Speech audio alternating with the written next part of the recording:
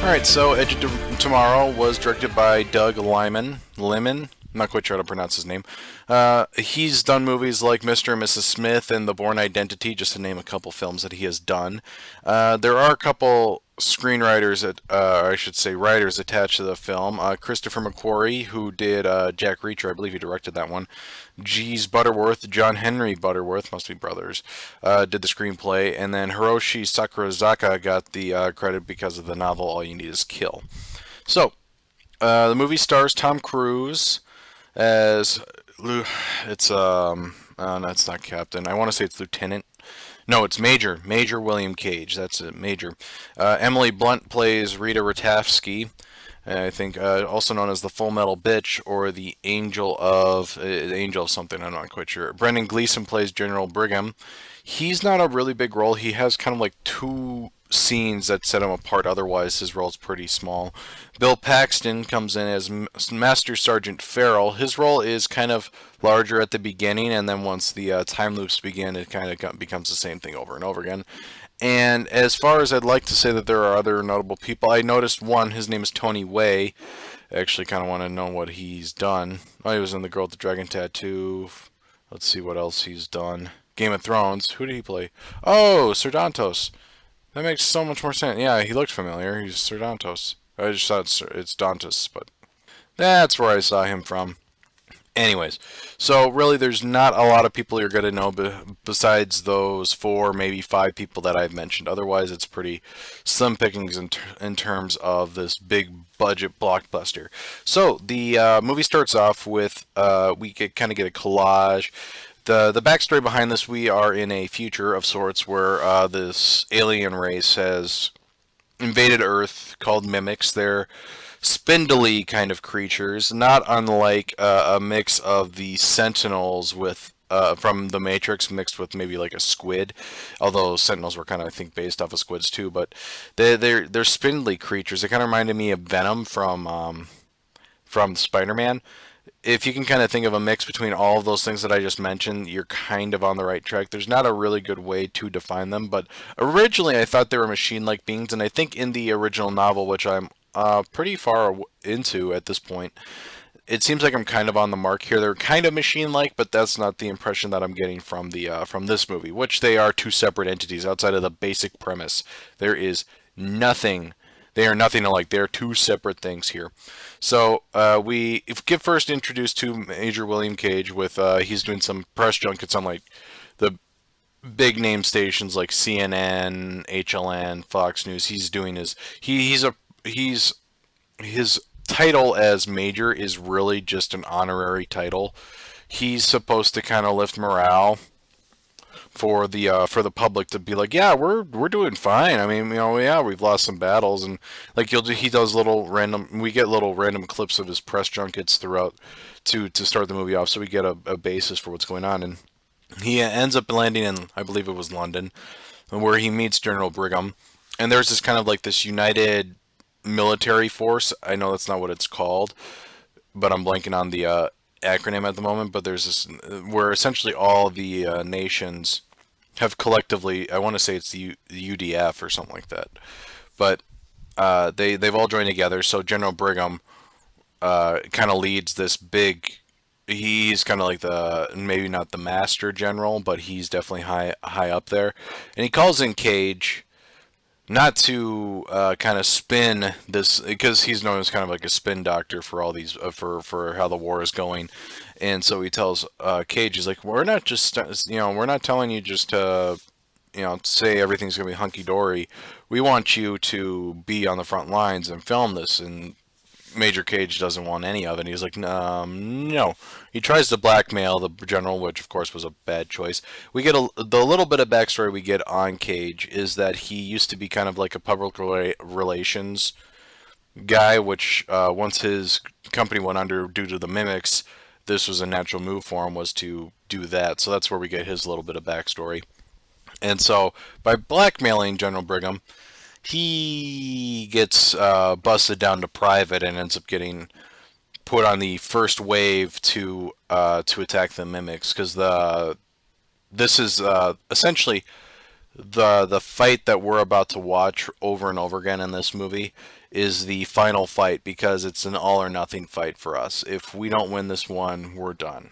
That's the the whole thing about it.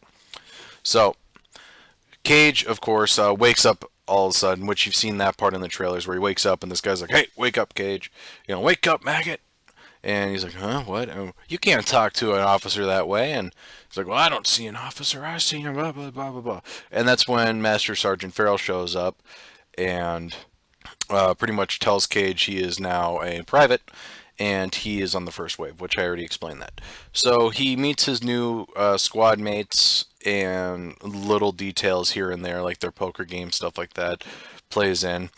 And so the thing is, Cage has never seen any bit of military action in his life, so he's a complete coward at this point. I think it's more of just he knows when he could and could not fight, and this is one of those times where he could not fight because he tries to escape a couple times, where he's like, "Nope, I'm gonna run," and the suits that they use are kind of like a not dissimilar to the Elysium, like that suit, if you remember, if any of you have seen that one. Otherwise, something maybe similar to the exoskeleton suit from Aliens.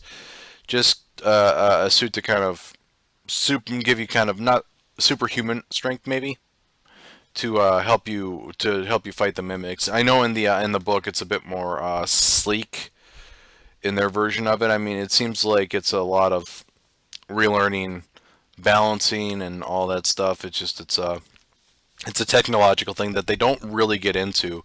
Anyways, Cage doesn't know how to use this thing, and he goes into battle completely blind, doesn't even know how to turn off the safety, just to put it in perspective. And right when they land, before they even land, the ship gets hit, and there's stuff, is blowing up and stuff. And Cage does manage to get out last second before their ship explodes.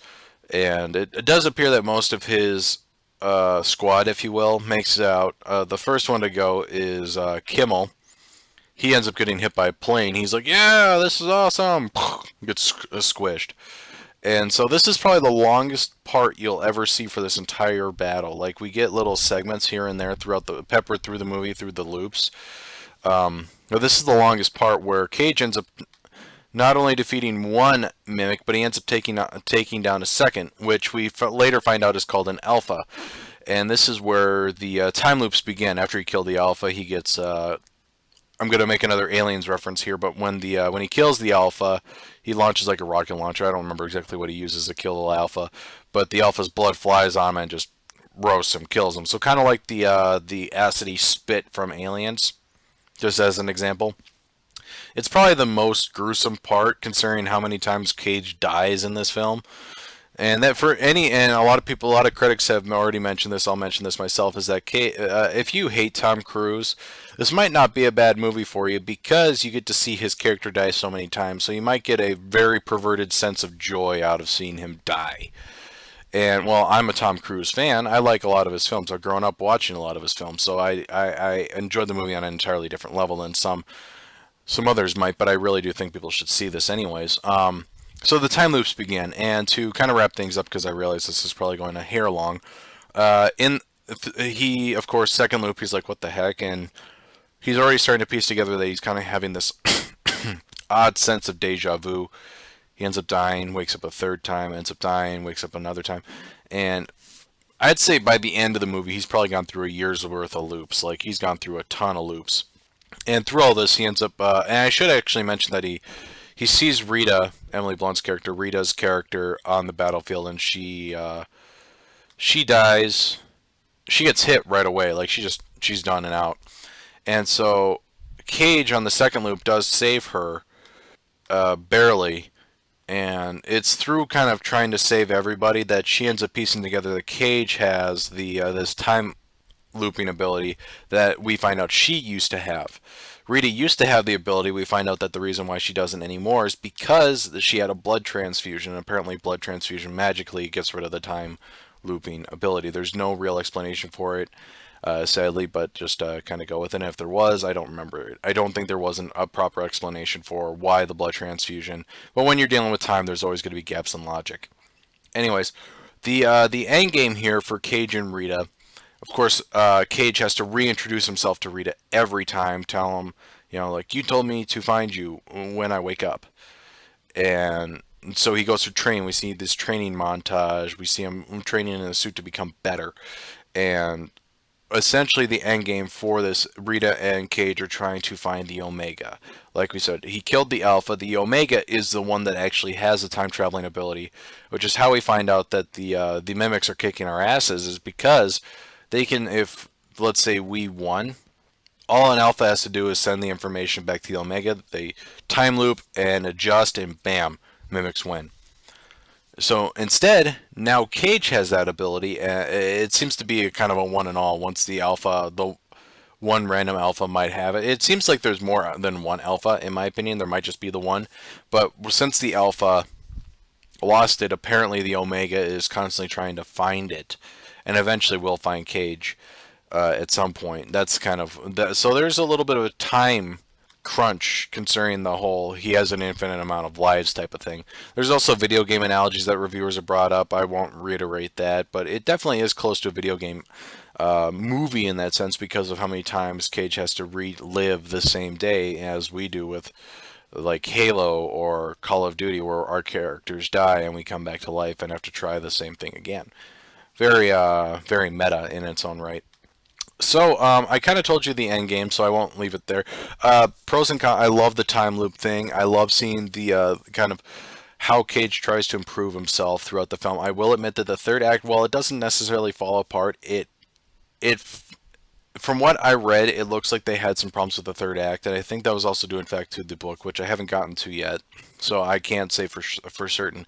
But it sounds like walking into the production, they were already having problems with said ending. So it seemed like they threw out what was a very inventive part and kind of threw the third act in as the generic climactic Hollywood ending, where it has to have the big action set piece, which is not the case with this loop. The big action set piece is the thing that we see at the very beginning of the film. Nonetheless, that's a small detriment. The rest of the whole concept, the whole thing of the movie, where essentially it's Groundhog's Day meets Starship Troopers. It's a fantastic film. I loved it. I will definitely be buying this movie the minute it comes out. It's great. You'll really like the role reversal here, where Rita is definitely the more powerful, more for lack of a better term, and I'm not saying this as a detrimental term, but Rita is definitely the more masculine of the two. And so the role reversal is that Rita is saving Cage constantly versus the male saving the princess, that whole spiel. It's the other way around, which I think is really cool and definitely adds a little bit something different to what we're used to in typical movies. And I like Brendan Gleeson as General Brigham. Problem is, like I said, only a couple parts. I like Bill Paxton. He's a good actor. Definitely did as well as he could, considering how limited what he could do with the whole time loop thing, and the only one day. It's a movie just that you have to see to believe. So, favorite scene, I would say, is kind of near the end, maybe closer between the second and third act, which is that Cage kind of foregoes all the stuff that him and Rita were doing and just kind of seeing if he can do stuff on his own to see that Rita doesn't die. That's what he's trying to do. So that was probably my favorite scene. I can't really explain it because it's one of those loops that goes to a different direction than what we're accustomed to. So all in all, I'm going to give Edge of Tomorrow a 4 out of 5. I really loved it. Definitely met my expectations. The whole idea, the concept, I definitely recommend going to see it. Hopefully a lot of people heed my words. And the words of the critics at 90% on Rotten Tomatoes. Enough said. So once again, a 4 out of 5 for Edge of Tomorrow.